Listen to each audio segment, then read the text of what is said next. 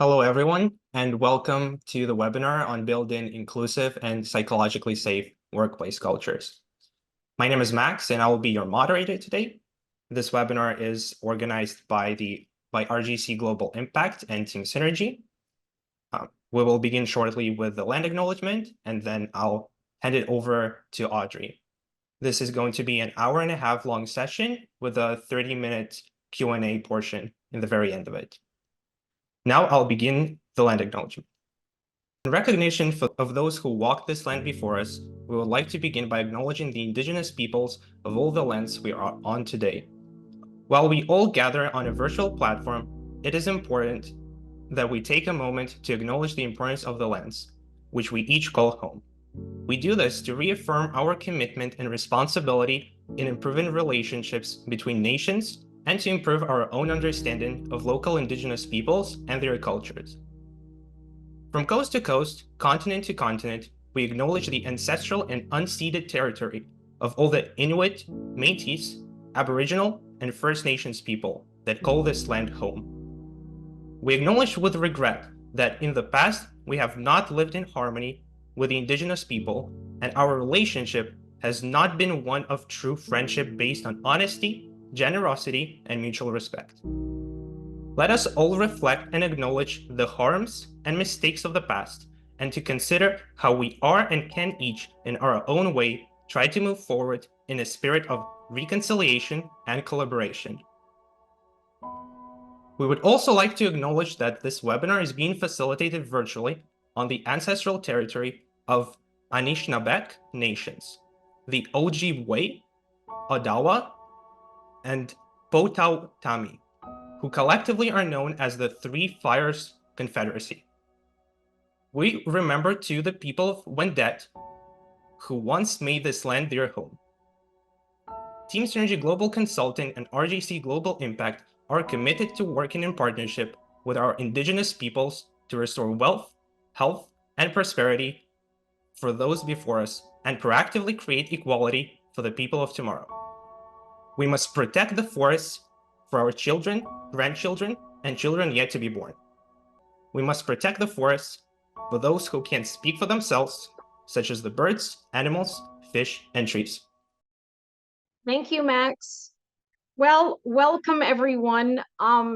First of all, thank you for being here. Thank you for registering for such an important conversation, one that I'm personally very deeply committed to along with my team. I am just very humbled by the participation from around the globe today, and it really tells me how much we are all committed to meaningful change. So for those of you who don't know me, a little bit about myself. My name is Audrey Limbitsky. I'm the CEO and founder of Team Synergy Global Consulting, and I'm the Vice President of RJC Global Impact. I have been working in the mining, healthcare, agriculture, and corporate industry for over 35 years, and I specialize in culture engineering and human-centered business and leadership development. And through years of working with thousands of leaders around the world, I've had the privilege and the honor to collect a lot of data and have a lot of training in working with people. And as a result, alongside my partner, Dr. Marvin Thompson, we developed a methodology called whole person safety. And through that, we created Mind Your Mind, which is an approach to culture transformation based on mindfulness, inclusion, and neurodiversity. And really, it's a great commitment to support mining organizations today. And all of it was grounded on psychological safety. So for me to be here with all of you today, it's a real privilege. And I'm very committed that you walk away with value. So before we begin, I want to just start by sharing with you how to participate. So the first thing I want you to really look at is how you listen. So many of us listen with a point of view. We listen with a past experience. And today I'm inviting you to really deeply explore your current ways of how you think, how you act, and how you plan, and how you behave towards others. And as you listen, take the information, walk away from this webinar, and start to begin to practice what you learned today in action with other people. I'm inviting you to make a conscious choice about your next steps when engaging with others as you become aware of what psychological safety is, and more importantly, what it is not. There will be questions throughout the slides that are designed to provoke your thinking. Write what comes to mind. There's nothing here to get right. This isn't a test. It's really for you to be on a journey with me today and really tap into the spaces in your mind where you might have had some very stubborn or firm beliefs in, or things that you were not even very aware of. Be open, curious, and responsible. Some words may trigger you. There's a lot going on in the industry right now. A lot of us have been dealing with a lot of pressure to meet certain metrics, certain DEI measures, really getting in those numbers when those numbers are really all about people. So if any of these words trigger you today, write them down. It's very important to become responsible what activates some type of emotional reaction in your mind. And then write down any questions that you may have as we go through this process. You can save them for the Q&A at the end, or if you didn't have an opportunity to ask your question and it wasn't answered, you can also email me. Okay, so building inclusive and psychologically safe workplaces. So, first question, is your organization investing as much in your employees' psychological health and well-being as it invests to maintain your machinery? So, what is psychological safety? The first thing I like to do when I'm working with people is really distinguish what it is and what it is not. There's a lot of misconceptions out there about what psychological safety is. But prior to us even getting there, I want to distinguish something for you so that you can get really into the world of what it's like through a real lived experience of feeling psychologically safe. Psychological safety is a word.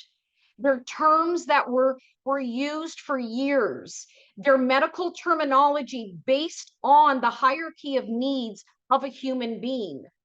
But it is beyond a word and a real life experience for people. So, psychological safety is a practical behavior concept that is recognized as a critical need of human interaction and human social systems. It refers to creating an environment that occurs to a person is safe. And the key word here is occur, and not as a concept, but as a lived experience. So when I say the word lived experience, it's someone's reality. It's what's happening right in front of them in real time, right now, in that moment. And whatever's happening to them in that moment occurs to them in a certain way. So, how a person's occurring world is created is by their personal worldview. We all have a personal worldview. We were born into a world, we experienced a world, we started developing habits, thoughts, behaviors based on the worldview that we have. So, our personal worldview is a set of beliefs about aspects of our current reality that ground and influence all our perceiving, thinking, knowing, and doing. And that really creates our lived experience. So, human interaction and human society. So, social identity theory, if you've ever heard of social identity theory, is one of the most powerful concepts of human social systems to understand in organizations today. So, the word for inclusion and exclusion, we hear a lot of the word inclusion, inclusivity.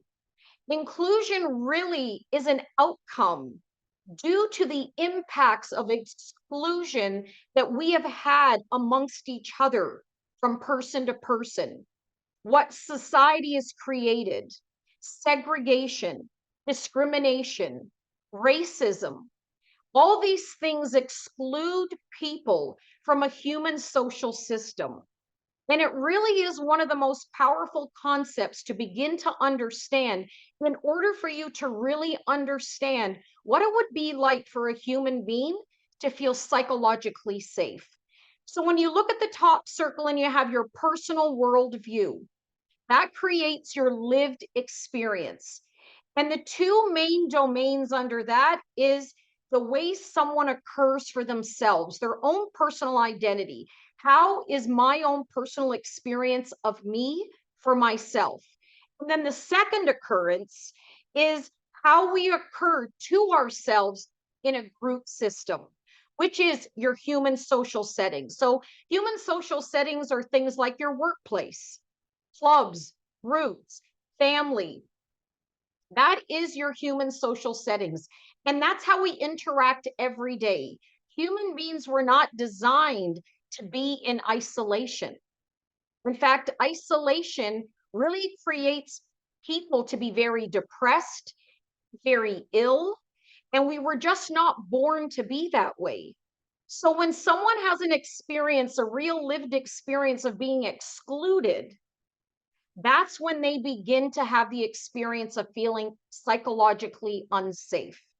So we only know ourselves through our lived experience with others and through others. So I'm going to just break that down a little bit. Okay. So we only know ourselves through our lived experience, our reality with other people through other people. Okay. For example, when I was young, I remember having a course in math, and we all had to take math, unfortunately, sometimes, even though I love math now. And I just couldn't get problem solving. And it was really difficult and a challenge for me. And I remember saying to my teacher that I didn't understand how to solve this problem. And she said to me, just read the words, read what it said. And then after, when it came to sharing in front of the classroom all of our answers, she picked me and I said my answer and I got it wrong. And in front of the classroom, I was embarrassed and everybody laughed. And the teacher said, you really need to learn how to read and you really need to know how to understand this better. And in that moment, I said to myself, this is too hard and I don't understand. So, how I knew myself through my teacher's experience was what I told myself was, I'm stupid and I don't understand. Now, what happened to me moving forward into the future? I brought that lived experience of that personal worldview into every human social system setting for the rest of my life. Of course, until I had that managed. But that is what we only know ourselves through a lived experience with others and through others' means. And it's a very critical, important component when it comes to understanding psychological safety. So our social interactions shape who we are and who we become in the future. And when we have the experience of being excluded, it feels like a personal loss. It's devastating when we do not feel psychologically safe to be us. So now we take this into work, your lived experiences within the workplace. So for the last 15 years, one of the things that we've been, or I've been doing actually personally, is doing a lot of assessments within cultures of organizations. And in the last 7 years, predominantly in the mining industry, mining has become a real passion of mine, and in agriculture as well, because I really discovered natural resources 15 years ago when I got into the field of developing product. And all the products that we had to make all came from organic natural resources. So, as much as I was working above ground with all the resources above ground, being underground and the resources underground really fascinated me. But one thing that I had learned through mining specifically is how isolated a lot of people feel, or a lot of the employees feel, and specifically excluded. And every time we would do an assessment, we would give all the employees an opportunity to give us their personal feedback, add their comments. And so I want you to imagine now similar comments or phrases people are saying right now in your own workplace environment. So, no point in saying anything. My opinions won't matter. There's no place for me on this team after the last mistake that I made. If I report this, the whole team will be mad at me. Why do I have to explain my traditions and practices? How does my boss expect me to do this when they have not even shown me how? And it looks like all these technology systems are worth more to them than all my years of hard work and knowledge. So when a person experiences a sense of exclusion, they feel alienated, misunderstood, and a sense of being undervalued. And you want to right now reflect on, what statements have you told yourself? What have you been saying in your mind? What have you been hearing other people say? And what have you been actually saying to other people about what you've been feeling or thinking? These things are real lived experiences. And what you need to understand is all those phrases that we tell ourselves shapes our behavior. And then that behavior shapes the culture into what it actually is today. So, psychological safety is the lived experience that they feel safe to take risks, that people feel safe to voice their opinions, feel safe to express their thoughts, feel safe to say no, feel safe to give healthy pushback, feel safe to report an incident, feel safe to contribute ideas, feel safe to take action, and all without the fear of any negative consequences, like punishment, humiliation, and retaliation. So, here are some key aspects of psychological safety. People have a real sense of the freedom to speak up. Doesn't matter what happened. We've been hearing a lot, especially in the mining industry, a lot of reports that have been shared publicly about sexual harassment. There's parts of those reports and bullying and many other types of racism and discrimination. And many of these things are happening because people are not feeling safe to speak up. One of the number one things that we hear today is that the reason for not speaking up is because that nothing will get done about it. And if they do something about it, people are going to involve them and they are going to have some form of retaliation. So if people are not feeling safe to speak up, how are they able to protect themselves? So what happens? They leave the industry, they leave the workplace. 37% of the workforce that has any experience with any type of bullying and harassment never complain and either leave that company or leave the industry altogether. Those numbers are extremely high. And unfortunately, we don't even know the truth of most of our metrics out there. Why? Because people haven't reported. Respect and trust. There is a mutual respect and trust amongst team members, regardless of their position or status. Psychological safety is not a top-down approach to organizational health. Psychological safety is organic and holistic. It's at every level. It includes every human being. And in order for that to happen, mutual respect and trust must be a natural lived experience. Each person must have their own personal worldview, that how it occurs to me is that I'm respected. How it occurs to me is I can trust.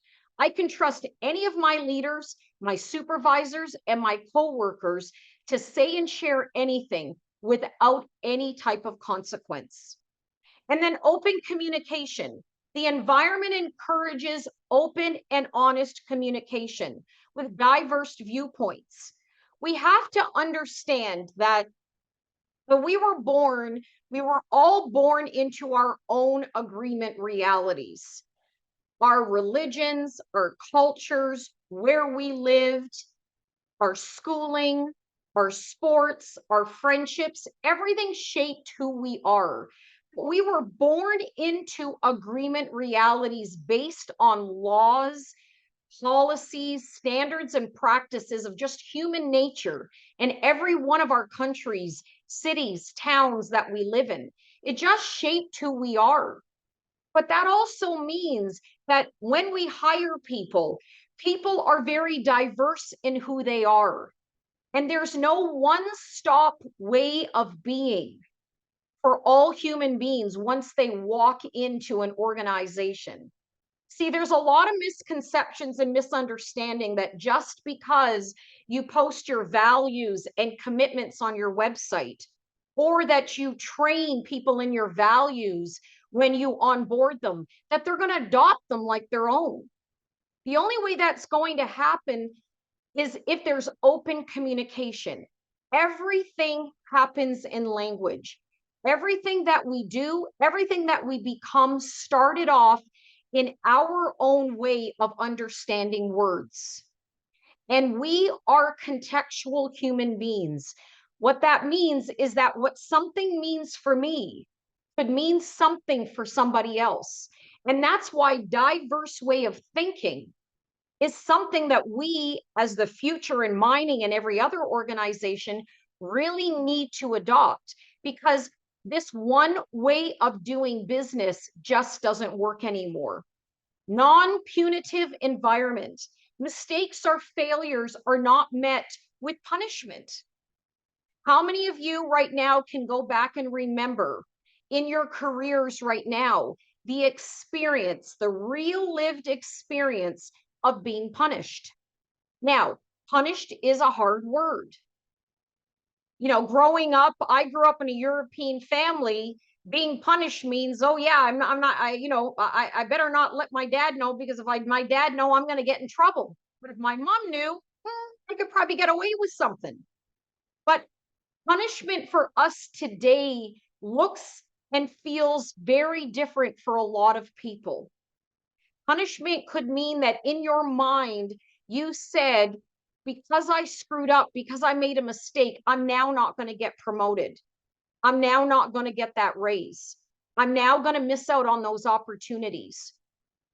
Or my coworkers are not going to include me the next time they're going to plan something. There's so many ways in our own personal worldviews of what punishment looks like. And that's why it's so important to get into the world of people, to ask the questions, to find out how things occur for them, so that you can begin to understand how they actually experienced that real lived experience in a situation that happens at work. And then inclusivity. All members, regardless of their background or role, feel included and respected, period. That is the one statement that you want to begin to memorize and have a non-negotiable approach and attitude about. All members, regardless of their background or role, feel included and respected. Not only is it critical and imperative, and the only thing that's actually going to have inclusivity be effective and real, but it's part of just being compassionate, empathetic, and ethical from one human being to another. And then emphasis on learning. The focus is on learning and development rather than blaming individuals for errors. Something that I would say is probably in the top two things that we find in organizations today is something called the blame culture. And that's every single time something happens, you'll hear a person's name said with the problem. That person did this, that person did that. One thing that Dr. Marvin Thompson in our organization has really trained us, not only within our own culture, but also out there when we're working with our valued clients, is to take the person out of the problem. Look at the problem for what it is. What would it be like right now in your own organizations and your own teams if you stopped saying people's name every time there was a problem and you solely focused on stating what the actual problem is, like a statement of data? So why does psychological safety matter? Well, the most important thing, I believe, in addition to understanding one's lived experience and occurring world, is really distinguishing for yourself what psychological safety is not and the misconceptions. So, biggest misconception: psychological safety is not about being nice or agreeable.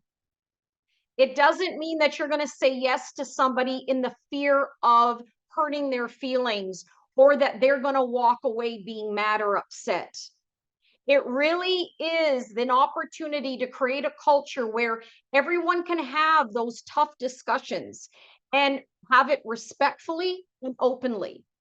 Lack of accountability. In fact, accountability raises in effectiveness when psychological safety is present. Because when people are feeling safe, they don't avoid those tough conversations.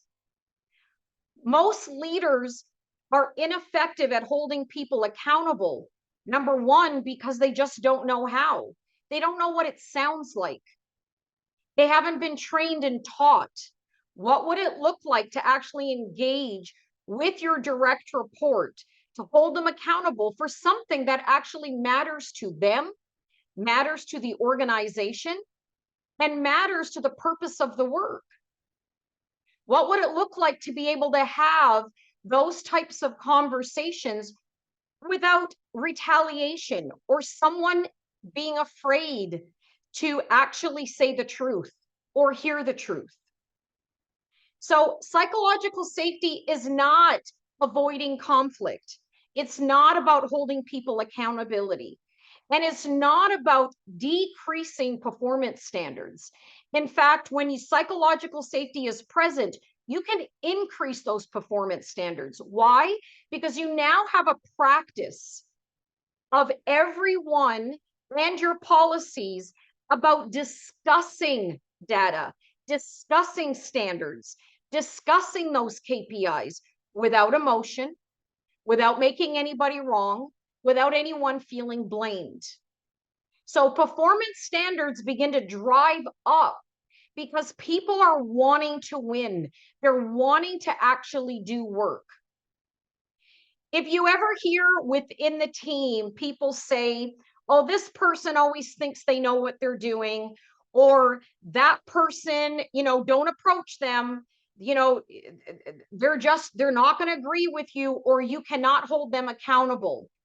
A lot of times people put up that front of not being approachable because they often just don't know how to communicate. Being approachable means you have to actually consider having things said to you and asked that make you feel uncomfortable. And uncomfortable conversations make people uncomfortable. But where we are uncomfortable is where we begin to grow.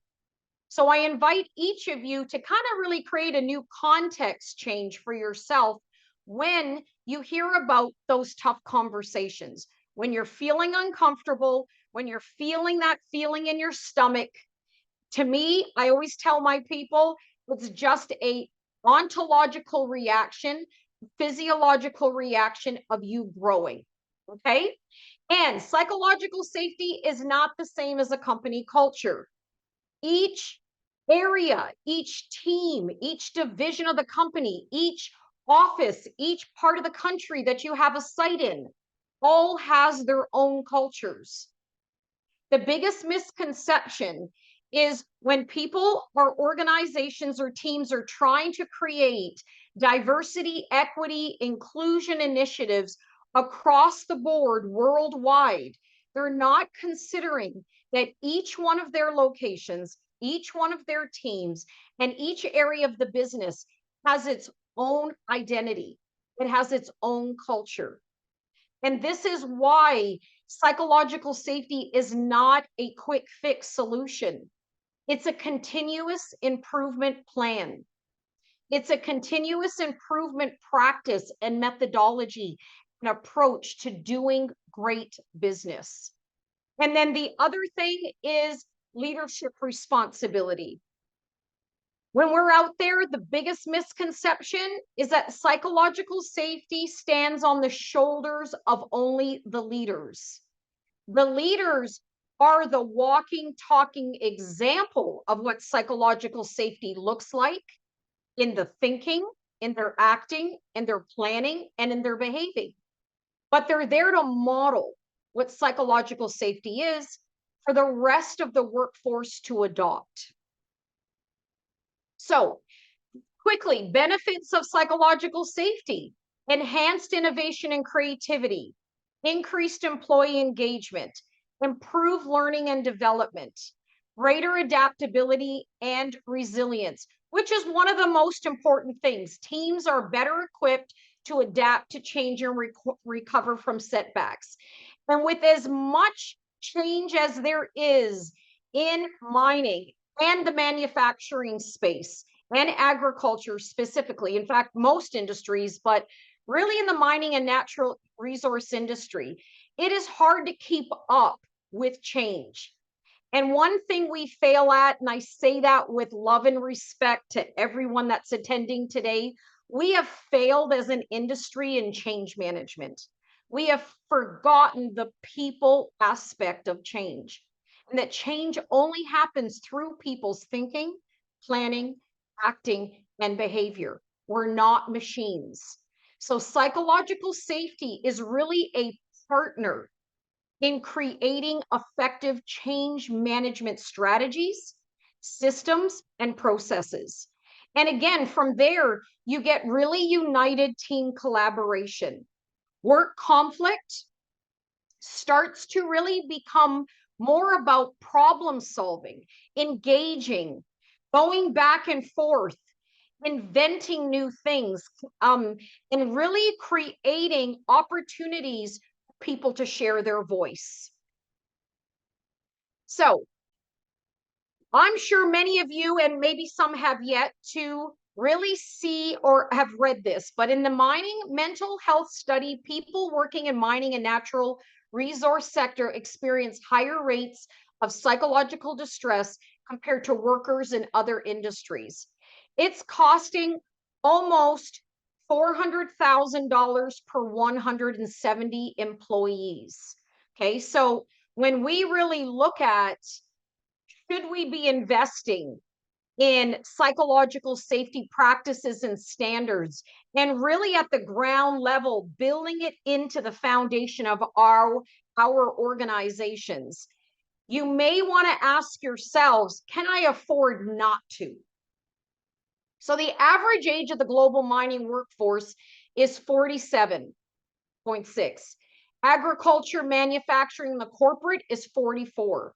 Nearly 50% of skilled trades and engineers are reaching retirement age in the next decade. And overall, in North America, mining employment has fallen by 20.4%. So why are these stats important? Because we all know, specifically in the mining and natural resource industry, we are headed into a massive shortage of our workforce population. So when you look at the existing conditions of what it's like to work in the industry, if you look at the decline in gender diversity coming into the industry, if you look at the mental health stresses that come with the job, and for most of us, with a job we love, with an industry we absolutely love and we're passionate about, we cannot afford to avoid psychologically safe practices and behaviors in the workforce today. So if you really look at these, how are you currently measuring these costs? We must begin to look at how to measure. Okay. Many of the questions I had sent out an email prior to the webinar, and a lot of the questions that came back to me were very similar. How do we measure? How do we start? How do I go to my head office and explain why I need a budget for psychological safety? How do I explain that this is just not a, a tick off the box token for us to get some points or increase our awareness in our marketing? How do we leverage psychological safety to be something that it supports us and our bottom line? And the best way to start is to really looking at how can you measure some of these things. So in many of your HR departments, you're able to really look at simple metrics, attendance, sick days. Those two numbers can tell you a lot about psychological safety and how it's missing in the workforce, in the culture. Burnout and stress, disappearance of vital knowledge. So you have a workforce that's aging or a workforce that quits, resigns. Some of them are going and moving to other organizations that are competitors, but then there's others that are actually leaving the industry altogether. But what goes with them is all that knowledge and experience. So there's many ways to be able to measure your already existing information and data that you already have within your organization. So now if we look at diversity, equity, inclusion, and belonging, okay, we as an industry need to begin to move beyond lip service. And I really want to acknowledge everyone out there who's really got their heart in the matter. Those of you that are giving it your all, that you're very passionate about ensuring diversity, inclusion, and equity is part of your culture. Many of you have moved mountains in your organizations, and you're having the experience of being stuck or stopped, with the question, what do I do now? And then there's others that you cannot get past because there's a lot of red tape to get past. Or it could be that maybe you just don't understand how to start. Diversity, equity, and inclusion may be a mandatory thing for many organizations, but it doesn't mean you're going to be effective at it. And the impact of it is your workforce and the way DE&I initiatives occur to them in their lived experiences. And again, we're going back to how does it occur for me? Ask yourself the question right now. How does our current initiatives occur to me? Write it down. It's very important that your personal, real, honest view is right in front of you and written down, and you become clear of it, that you begin to ask your coworkers, your fellow leaders, how does it occur for you? Your real lived experience. See, many times the best place to start when you've already started many of these initiatives is, yes, people have a lot of opinions. We're human beings. We're full of opinions and points of view. And for the most part, very stuck on our points of view like they are right and the only thing that is right. But a great place to start is, even if you're not moving as quickly as you wanted to or not moving at all, look at what you did right so that you can begin to get the support that you need.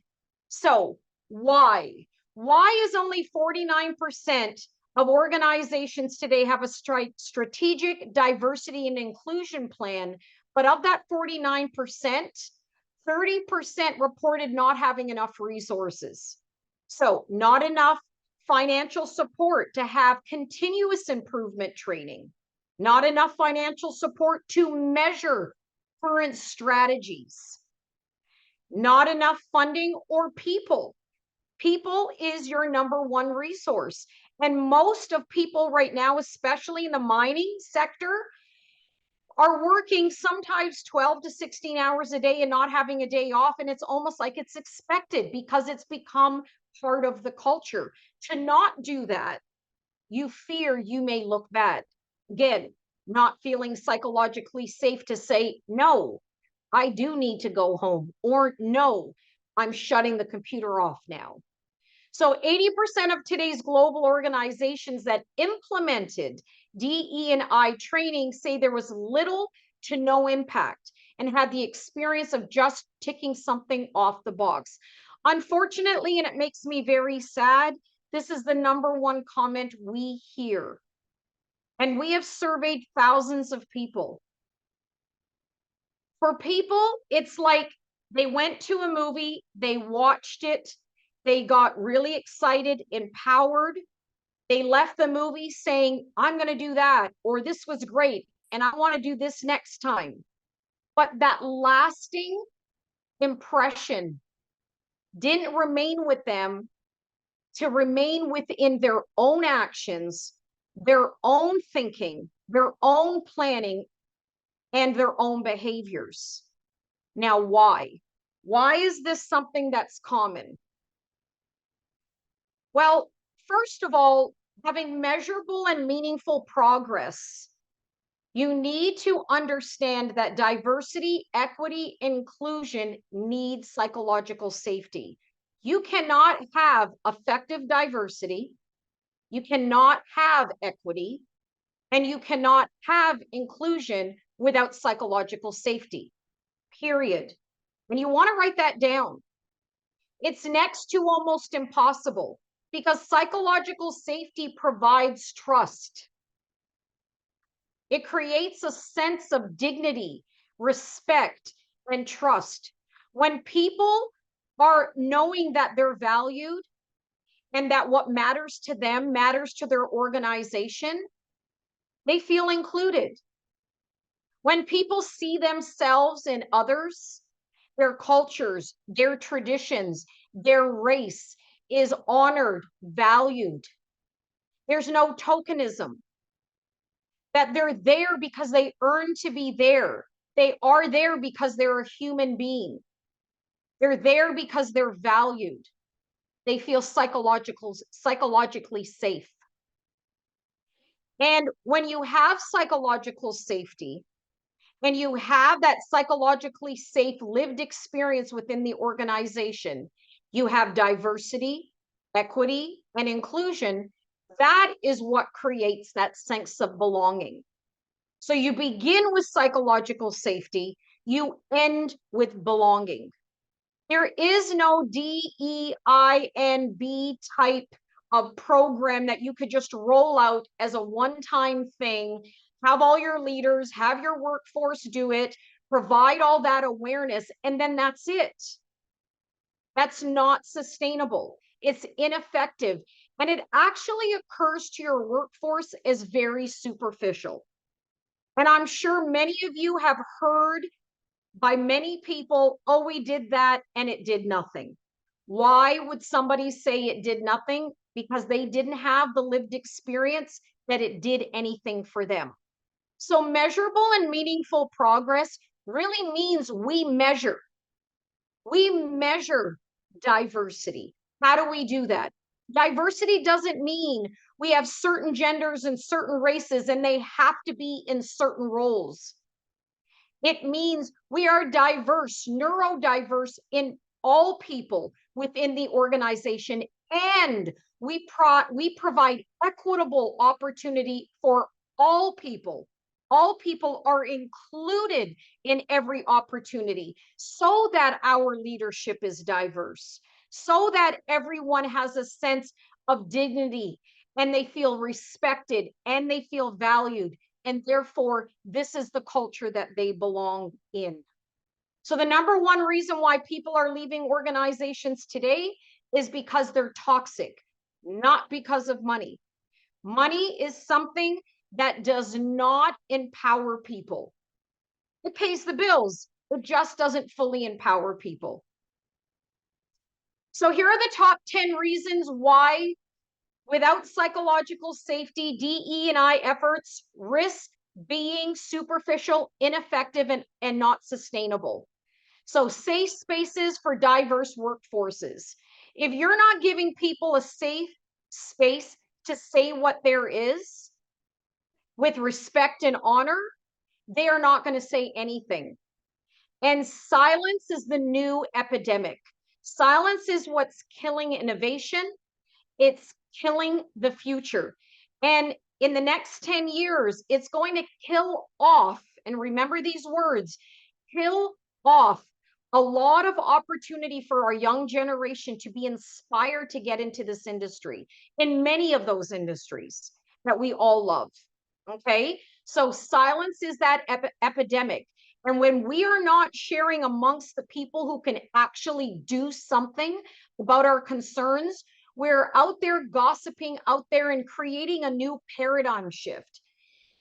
A decline in people being interested in getting into the mining industry happened in our speaking. It didn't happen only due to age. It didn't happen due to because there's another industry out there that has a better opportunity. It happened in our speaking with words that said, it's too hard, it's too stressful, nobody listens, I'm overworked, they don't value me. So you've got to get interested in what people are saying to other people, but more importantly to themselves. So another very important thing is ensuring equity in opportunities. All employees, if they don't feel they have an equitable opportunity, you do not have a culture that's equitable. Again, period. So when we create vision statements and mission statements, and we say we have an organization that stands behind being an equitable organization, to say that with truth and honor and with integrity, you need to check in with your people. You need to check in to make sure, do they have everything that they need to have the experience of they have equal opportunity. So when we avoid psychological safety, we're really avoiding the root cause of organizational dysfunction. So what I mean is, if we are avoiding creating that psychologically safe practice standards and a culture, the root cause of most and all organizational dysfunction is due to that avoidance. And the source of organizational alignment is psychological safety. So when you want to engineer a culture that's psychologically safe, you're engineering it within each one of these domains on the wheel. Each one of these spaces, when we go in and we're doing assessments, we're literally doing a deep dive into all these different spaces. And a lot of times organizations don't even know how to connect the dots. They don't understand what a purpose has to do with psychological safety. Well, communication is usually the obvious one, but how can you engineer psychological safety into a policy? Well, policies need to be actionable. And most of our policies in the space of DE&I and psych safety are not actionable. Okay, so to make change, we must measure what matters. Let the data do the talking. Okay, one of my favorite terms, ROI, is the bottom line. So return on inclusivity, the good, the great, and the metrics.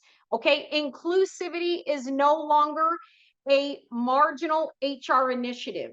For anyone out there right now that is looking at inclusion and psych safety as a feel-good experience for your culture, it probably is the start of a lot of a decline that's going to be happening in your workforce. And I say that very boldly and with confidence because of the data we've seen with the organizations we work with, and just being straight with you, that you cannot look at it as a small initiative. You need to look at it that as much as our people matter, them feeling safe matters more. Okay. So you want to begin to be looking at how do we measure psychological safety in the workplace so that we can quantify the investment, so you can qualify your people as you invest into your people. So when we developed whole person safety, we really developed whole person safety based on bringing occupational and psychological safety together. And it was really creating a paradigm shift in organizations to engineer them to be more inclusive and create a space of dignity and respect. So this is what we do when we go into an organization. We measure the 6 critical human safety zones. So you've got, in order for a culture to be 100% psychologically safe, these are your 6 safety zones. Your built environment, knowledge equity safety, well-being safety, behavior safety, workplace safety, and inclusion safety. Most people have never heard many of these domains before, but in each one of those buckets, we assess each one of those spaces in an organization. So a lot of times people will be like, where do we start, Audrey? Where do we start? And most of the time we like to start with the areas that are obvious. Okay. So for example, your built environment. Okay. These spaces are so critical for people. So many of the current mine infrastructures are either 30 plus years old. They were never designed for all genders. You want to be asking yourself, do the change rooms, camps, and bathrooms occur safe for everyone? Do women feel safe using the portable toilets? Is there proper lighting and ventilation in all sanitary areas of the site? So when we go in, we have multiple questions for each one of these areas. But I wanted you to ask yourself these 3 today. Then you look at knowledge, equity, safety. This is one of the best places to start because for the most part, you have a lot of what you need. The biggest issue is accessibility. Does each person have equal access? Equal access is the keywords to knowledge. Okay. How many of you are aware or experienced it yourself? You're starting a new role, you walk in, you have this onboarding experience, it occurs really complete. And as the weeks go by, you realize you weren't told this, you weren't shown that, but you know there's an expectation that you should know. And you don't want to use your voice to say, I don't know, in the fear of looking bad. Okay. This is a number one common situation we hear about and we experience in our assessments with people. People cannot feel like they belong if they don't have all the information. In order for us to pass tests in school, we're given the information, we study the information, and we duplicate the information in the questions, and then we have our results. But when we're not giving people all the information, how do we expect them to pass? So that's the question you want to constantly be asking yourself. And with technology coming very quickly into the space, are people prepared? Do they even understand how to use all systems? Does everybody have access to technology? We work around the world. There are people that still don't have access to the internet and computers. And even though that may not apply to people working in North America, and there are places in North America that still don't have that, what happens when you have an expectation from head office down that everybody's supposed to do this, and they're supposed to do it while they're at work, but when they go home, they don't have what they need in case they weren't able to do it at work. But there again is an expectation. Okay. Are all processes clear and easily accessible to all employees?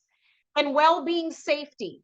Does your organization have leadership standards that require leadership to provide safe and supportive support for employees to voice concerns? Do you have a policy that leaders are to provide support? Are they trained on how to do it? Were the leaders of the organization onboarded with care as much as we onboard the entire workforce? I have to say, there are so many times leaders are just thrown into a role because they work somewhere else with an expectation to deliver on top of everything else. So, do they have everything they need? Are we providing people with the mental health and wellness programs that they need? Are you measuring those programs for their effectiveness? Are you getting feedback from your people? Behavior safety. So claim suppression is growing. If you look at your safety stats now, how do you know if everyone has reported every incident? It is amazing when we do surveys and the responses are anonymous, and organizational leaders see how often people did not report incidences because they didn't feel safe. Those numbers would have impacted that organization's safety numbers. For many, it could have impacted their license to operate. So a lot of times people don't want to do that for that reason because they feel bad. Okay. So how is your organization today training your workforce in accountability and transparent communication?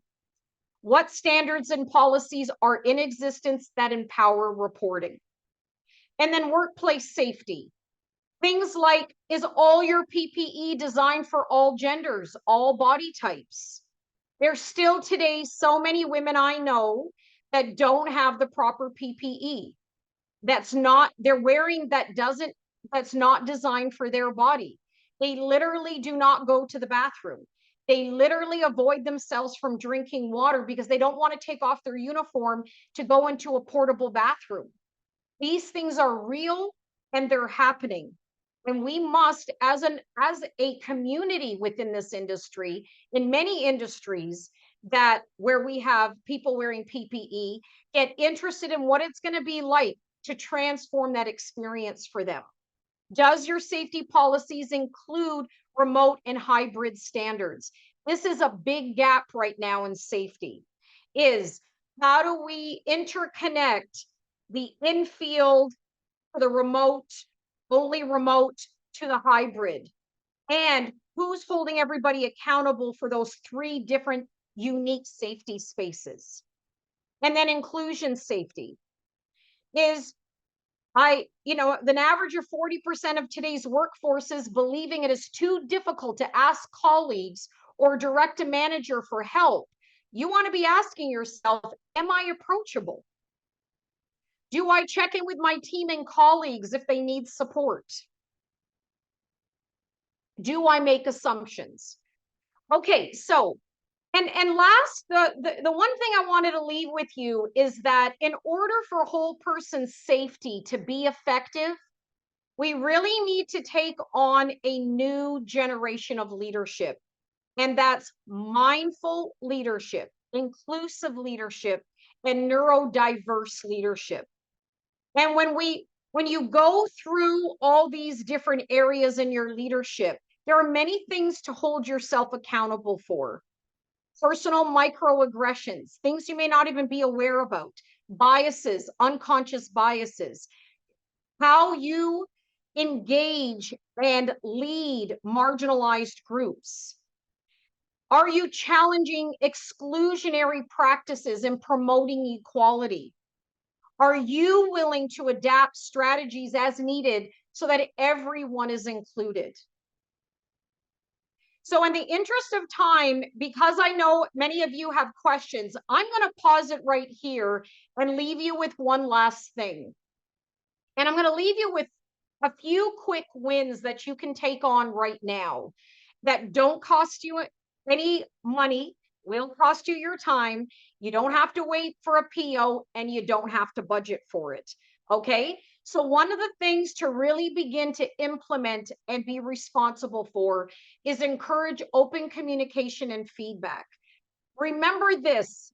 If you remember anything, remember this. Behind every complaint, there's a commitment.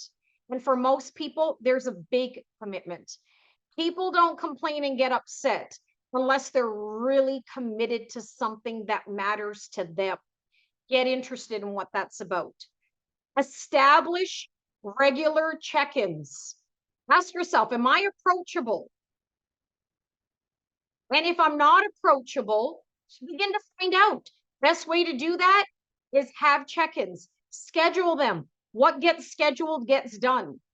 The whole term, there's no time, we're too busy, gets lost. You have to make a commitment to openly engage in communication.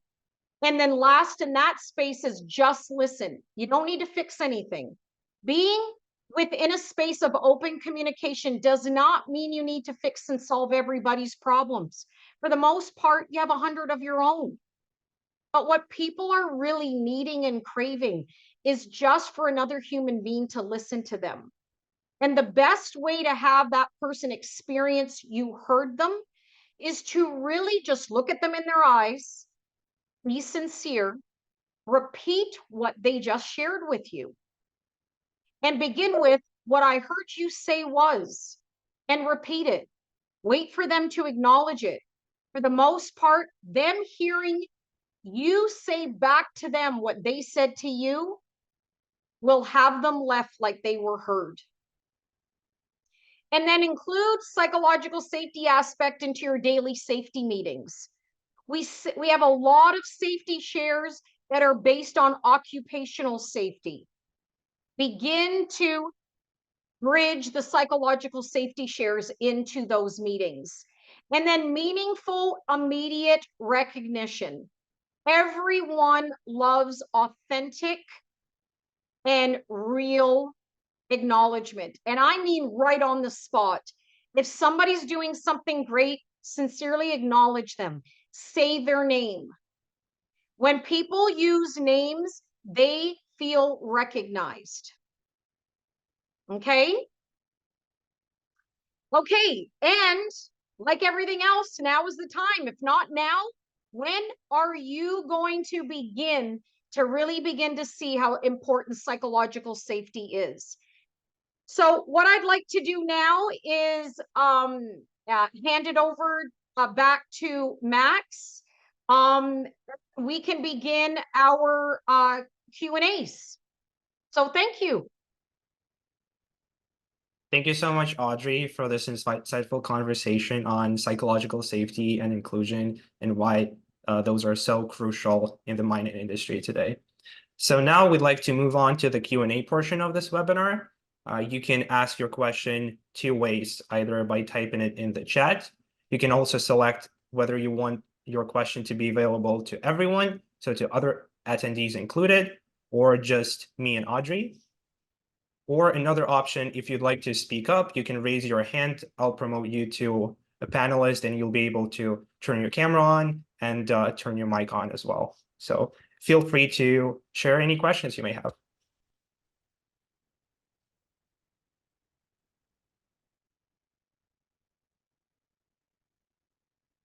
Okay, Max, I'm gonna go ahead and answer the first question. So and this is great because this is a common question. It's like, where do we start and how do we measure? So a lot like our ESG and social performance metrics, in order for us to determine what we want to measure, we have to know what we can measure. Okay, so if we look, for example, right now, where do we begin with psychological safety? Well, for many of us, we have in the knowledge equity space, we have a onboarding process. And in that onboarding process, we generally give people a timeline from start to finish with a feedback opportunity of how effective was your onboarding? What did you like about your onboarding experience? What did you not like about your onboarding experience? And measurement doesn't necessarily have to mean we look at what didn't work or what's wrong. Many times it's about looking at what worked and then expanding on what worked. So when it comes to knowledge equity, the easiest way to really measure that is everybody getting equal access to the knowledge is to ask. And the great thing about most organizations is we have teams and we have small groups. So if you start off with your small group, you can literally go around the table and ask, how many of you are aware of this? And then pose the question. But before that, invite them to be open and honest. Okay, many people will just raise their hand because they don't want to be left out. But you want to begin the engagement by saying, this is a safe space. It's okay if you don't know. And then you, as a leader, as the person speaking, say, there are many things I don't know. Like, I don't know what you actually know. And my role today is really to get interested in what you know and what you don't know. And then let's bridge the gap. So as a team, we can all win together. So simplest way to measure is to ask.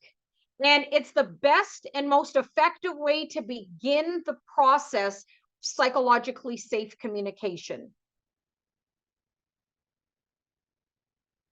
Right. Thank you, Audrey. I saw Christine raise her hand earlier. Would you like to speak up now?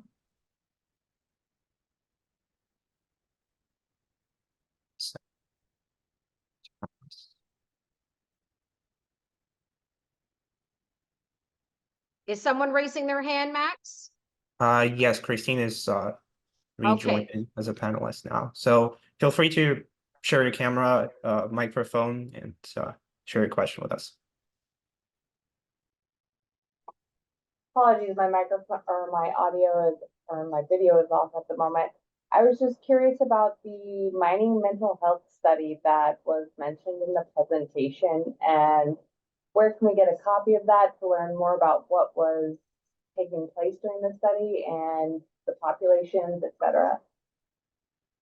Yes, there's actually 3 studies. One of them is in the occupational health journal. So what I can do actually is if you message me, I can send you all that information. If anybody's interested in any of those stats and where they came from, what I can actually do is just provide a 1-pager and I can have that sent to you if that will support you, Christine. Yeah, that would be great. Thank you very much.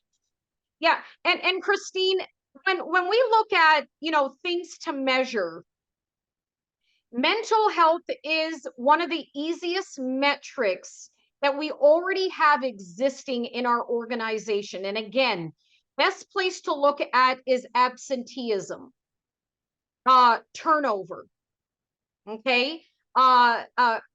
Extra sick time or leave time or anything like that. These numbers tell a story.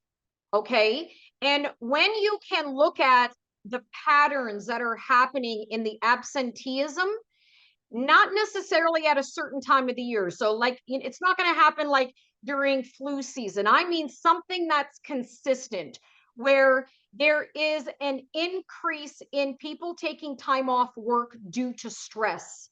So if you need to use those metrics to help support initiatives and programs, it's one of the first places you want to look at.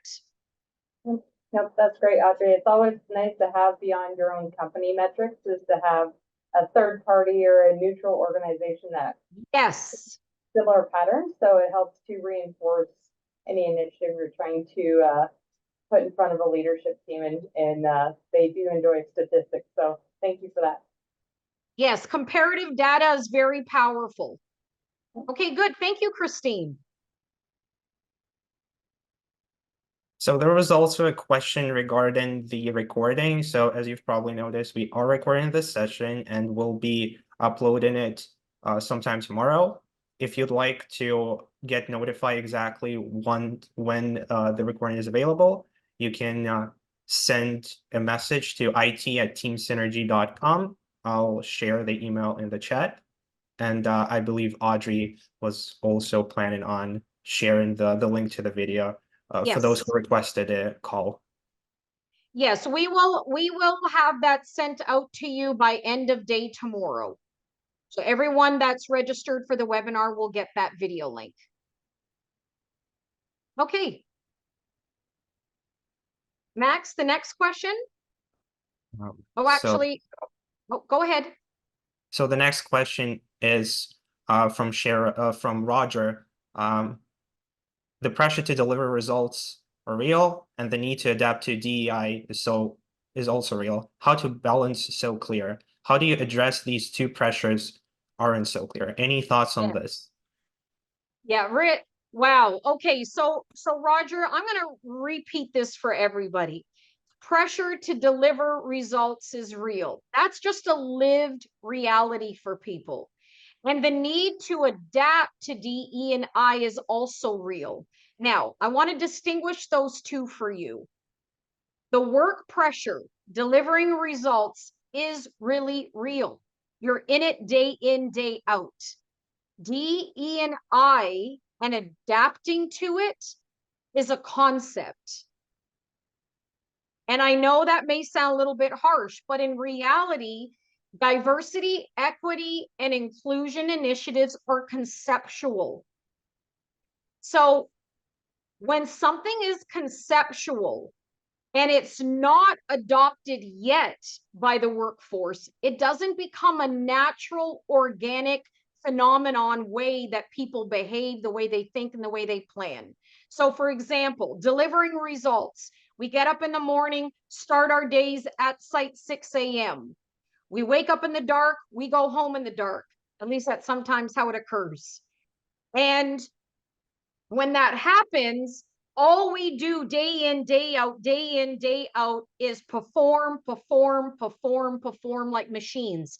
That becomes real because if we don't meet those numbers, if we don't get the tons, if our mill is not producing as it is, if a truck goes down, there's all these real lived experiences that are happening at site and things that need to be managed at corporate head office.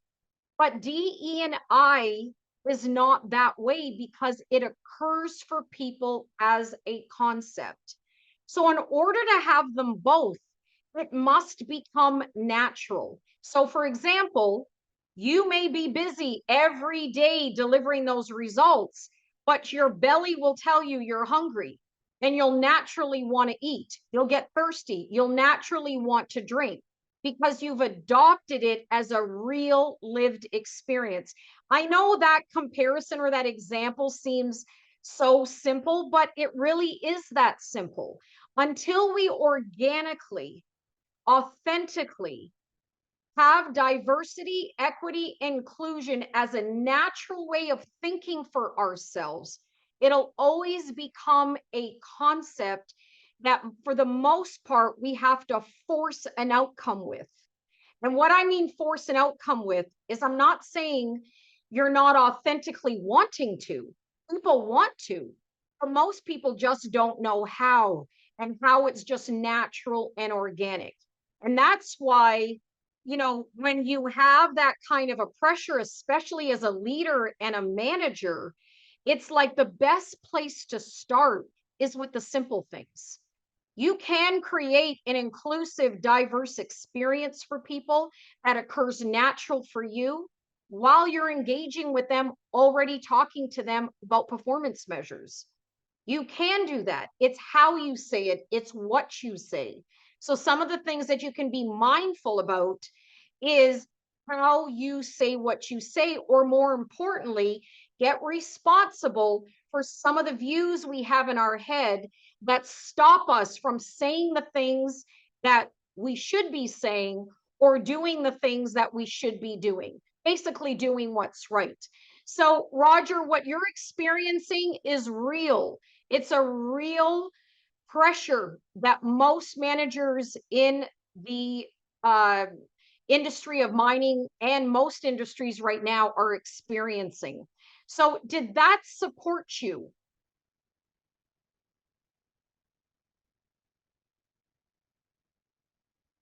So if I go back and say, how do you address these? They aren't so clear. The first thing is to take the pressure off yourself that there's a perfect way to do it, and to naturally alleviate the pressures by making it organically a part of the way you talk. You're spending time talking anyways. Learn communication that includes everybody. So be responsible for any type of language that excludes people. Okay, and that's when you can get into really understanding neurodiverse leadership. Okay, those are skills to learn. It's a growing opportunity for everybody. Okay, thank you, Roger. Max? Yeah, so we have two people raising their hands. I'll be adding them to the panelists one by one. Give me a minute. On the panelists.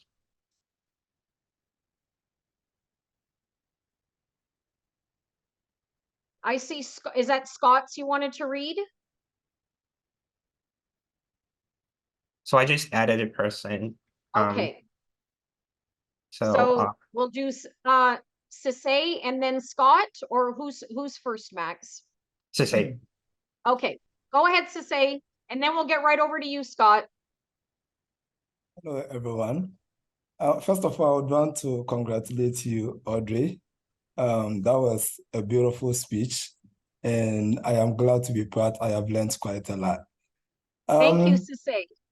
The question I would want to ask is, if you find yourself in a working environment where questions are being mistaken for, trying to test people's knowledge, or sometimes when you ask questions, you don't get expected answers. How do you start as, and just a team member and not a team leader? I mean, do you keep pushing and asking your relevant questions, or do you at a point just give up on asking your question? Where do you start? I mean, okay. When you... So Sisay, let me just make sure I understand your question first. So what I'm hearing is that I'm going to create the experience. So what you may be experiencing is that you or other people are asked questions just to test your knowledge. So the question is actually not sincere. You feel as if you're being tested to see how much you know. Yes. Okay. So you would like to know, how do you stop that, or how do you know the difference? Okay, so the question really is that when you ask a question, like you ask a team leader a question, and he's mistaking your question to trying to test his knowledge on the subject. Okay. Okay. So See, a lot of times we react based on assumptions. Okay, so one of the things I invite you to do is get clear for yourself if your real lived experience that occurs, like you're being tested or somebody else is being tested, you want to check in with that assumption. Okay, so for everyone, assumptions kills opportunity. It kills off communication. Never assume what you're thinking in your head is right. Never assume just because you heard something from somebody else about somebody else that what they said is right. Okay, the only way to get to the source of the truth is to go to the source. Okay, so you may have a lived experience which is real for you. That's why you may not be feeling psychologically safe. But psychological safety is also having enough courage to ask and distinguish for yourself. Asking, your manager or whoever, say their name and say, I just really want to authentically ask a question. I'm having the experience that when I'm asking you things, you may be wondering if I'm trying to test you or you're trying to test me. Am I making that up in my head? Something as simple and as humble as that could really create a lot of uh connection with people. I think that would be your first best approach to start there. Be responsible for any assumptions that you bring in the space between you and another human being. Okay, Sisay, thank you. Thank you very much. I appreciate that. You're very welcome. Okay, Scott. Actually, I'll read Scott's question. Yes, totally. And then we also have Sandy who raised his hand, Okay. raised their hand, so they can go next after. Okay, so do you know if there is much sharing, formalized or informally, of initiatives, plans, strategies for enhancing psychological safety across the industry? Sharing is key because we want to build a safe industry, not just one company at a time. I love that, Scott. And Scott, I really acknowledge you for your commitment. I can hear in your words that you are really looking at leading a holistic approach for the industry. And you're absolutely right. Unfortunately, that's why we're all here today. We're all starting something where we're going to be able to create tangible data, credible data. We have collected a lot. I know other organizations that have collected a lot, but it's not enough to do what you are talking about, and that's using data specific to the mining and natural resource industry, okay, to help with strategies and initiatives. But the good news is this: mining is an environment. Healthcare is an environment. Okay. The corporate office is an environment. Okay. So you got to remember that. All these physical environments are unique to themselves. But what similar thing happens between all those environments is people. Doesn't matter whether a person is in mining, healthcare, corporate, anywhere. That human being all experiences the same type of experience because each one of our working environments is a system. It's a human social system. So the good news is there is a lot of formal data, specifically in healthcare. Okay. There's a lot of data in the corporate world. Mining's, I would say, is probably the one industry, with all due love and respect, the last to really move this type of opportunity forward with people. But I have a lot of formal data outside of the mining industry, and I have a lot of informal data within mining that we can share with you. Okay. And yes, one of the reasons why we did this webinar today, and we're continuing to do them within the topic of psychological safety, is because our goal is to bring awareness. The more we know, the more we can change. And we can't change things that we don't know. We don't know what we don't know. And for most of us, we operate every day in our blind spots, not aware of how irresponsible sometimes our thinking is, like our assumptions. Okay, so Scott, did that answer that for you? Or provide you with some support?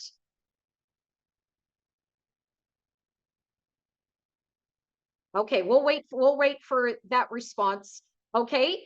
Max, what was the next question? So we have two more people who raised their hands. It was Sandy and Sharon. Okay. I believe, yeah, so I'll be adding Sandy right now. And how many more questions would you think to Well, answer? I can take a couple more. If anybody needs to drop off, they can, but I will answer for as long as I need to answer for anybody that has questions, not to worry about it. But anybody that needs to leave, thank you. And I appreciate you. And we're all in this together. Right, so Hi, Sandy Sandy. added. Okay.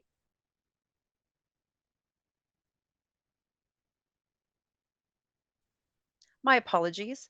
Hi, Audrey. Thank you for your presentation today. I just have a quick question on inclusivity and more specifically to the mining and a unionized environment.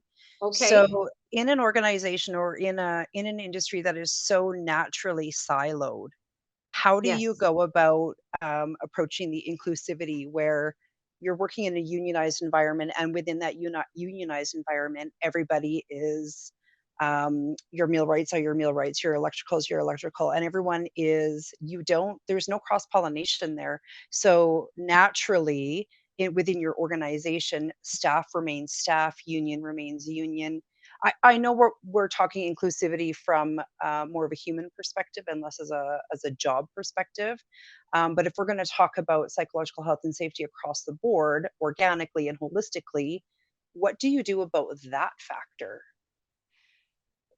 Sandy, it's a really good question because it's a common problem. Okay, so silos is the death of teams, as we all know, and then you add unionism, and then you've got a lot of politics, and politics. Okay, and then extra rules on top of those politics, and that on its own creates an automatic by default alienation of people.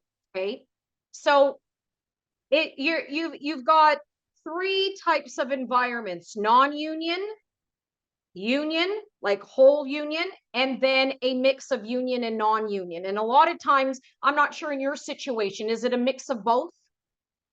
Yes.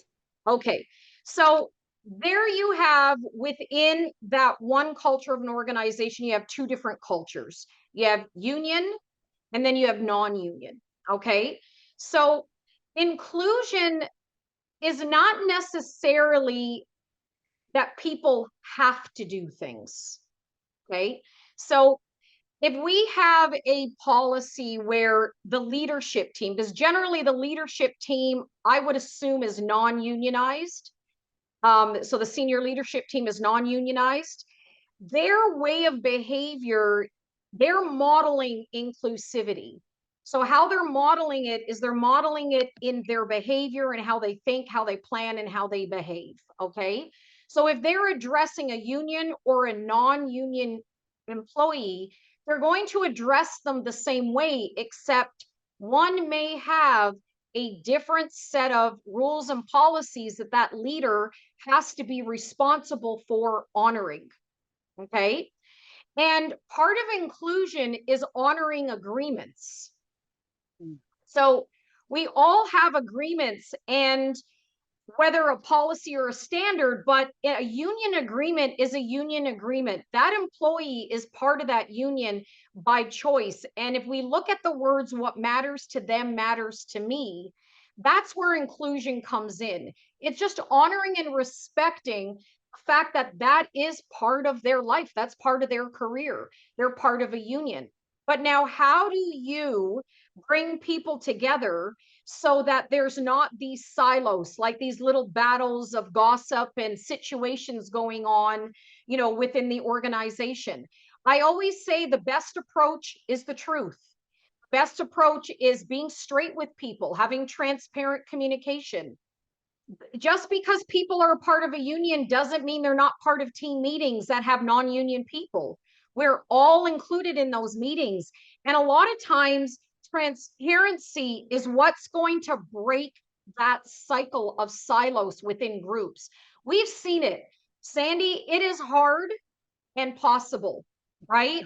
And it really becomes where it's very strategically driven by the senior leadership team, where they in their own minds don't divide union versus non-union, because at the end of the day, the employees are the employees of the company.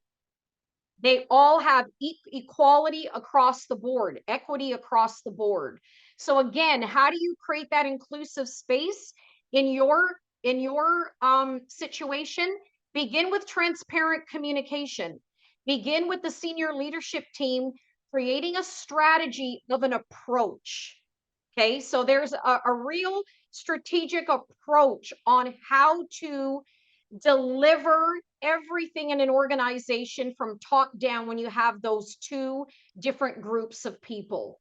Okay, and when you have that, it really will begin to disappear the divide that's really there, because union and non-units and everybody's speaking.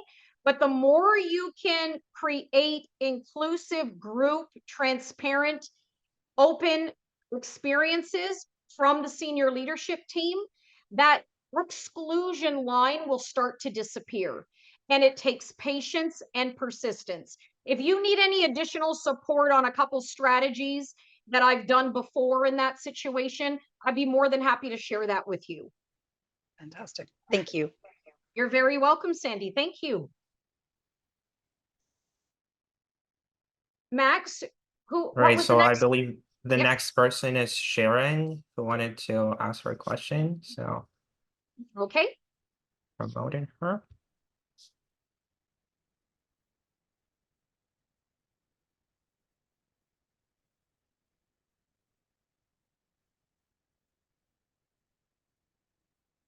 Hi, Audrey. Okay, I Hi, couldn't figure out how to unmute myself. My apologies. Thank you Sharon. so much for a phenomenal presentation and for allowing me to Everybody, attend I'm this just meeting. excited to hear Sharon. Yes. Same. I am excited as well. I actually wanted to double back um, on, I believe the name is Sisse. Please forgive me if I'm mispronouncing. On Sisse's question, I loved your response. I'm taking copious notes over here, but I wanted to see if I wanted to extend that question a little bit. One of the things that you said is be responsible for your own assumptions, which is powerful. And one of the ways Yes. in which you instructed us that we can be useful in being responsible is just asking authentic questions, right? To share with that leader or that other communication partner what we're experiencing. Now, my question is, what happens? What's the next step? How do we move the needle beyond trouble communication to assist a person when they're feeling unsafe to communicate?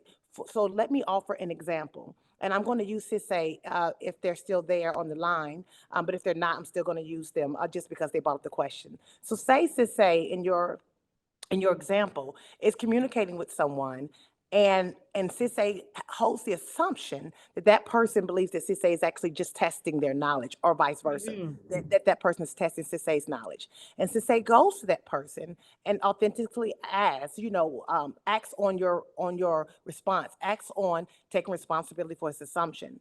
What happens when that person what happens when that person, especially if they're in a position of power, right, does not attend to Sisse's authentic question? Meaning, one of the things you said is, "Am I making this up in my head?" So what happens when the person says, "Yeah, you are making it up in your head," but nothing, but then nothing continues from there? Like, Okay, got it. Yeah. Yeah, Sharon, you are that's so really yourself, good. Audrey, So and are so. No, go ahead. I thank you. apologize. I'm going to stop there because I'm going to stop there. What I wanted to say is that what I'm getting at is that you are so advanced and so intentional about the way in which you're communicating. But what happens when the person you're communicating with is not, and they just shut you Okay. down? Yes. And that's why we call them courageous conversations. So unfortunately, the only way we're all going to move the needle past that type of situation is to have enough courage to actually move the needle. So this is what I mean by that. So let's say in Sisse's experience, he goes to his boss and says, I have the experience that, you're just testing me. And am I making up that assumption? And his boss says, yeah, you are making that assumption. I am not testing you. Then it would be an opportunity for Sisse to say, well, thank you for the opportunity for allowing me to ask you, because I was really having that experience. And on more than one occasion.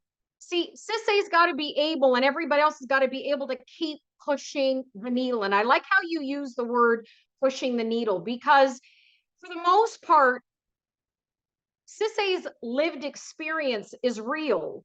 There's got to be something that's happening over there with his boss that is having that lived experience be real. And if your superior is creating that type of an environment unwillingly, like subconsciously, they don't even know that they're doing it. And then their own direct report comes to them and says, I'm having that experience with you. It is now on them as a leadership in a leadership position to now get responsible for that person's experience. Now, what happens if they don't? It happens. Then you have to have enough courage to go through the lines of communication. And see, this is where psychological safety and confidence and trust is so important. You've got to trust yourself that if you're not going to get the support you need with the person you're going to, person you have the problem with, you need to go through the channels of communication. They do exist. And even when you hear a lot of gossip that don't report to HR, they're not going to do anything. Don't report to this person, they're not going to do anything. I have to say that I've been on both sides, and something only gets done when the person who is having something done to them advocates for themselves. And advocacy is very important. Allyship is very important. And allyship doesn't look like you're gossiping to other people. Now, you and a few other people are going to start bullying tactics or pressuring tactics to get your way. It really is all about advocacy. So in the case of going to your boss and you don't like the answer, because sometimes that's going to happen, or for you it occurred real, but for them they deny it, or for them they really are oblivious to it. It could also look like, I want you to know this is how I was left feeling. And if there anything you and I can talk about so that I can rectify this for myself. And again, that takes courage, Sharon. Amazing, amazing, helpful, and useful response. Thank you so much. I appreciate it.